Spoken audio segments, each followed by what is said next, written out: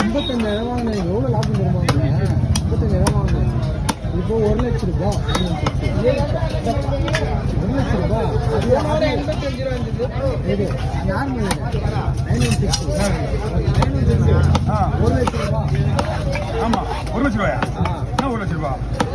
1,00,000 ரூபா. 960.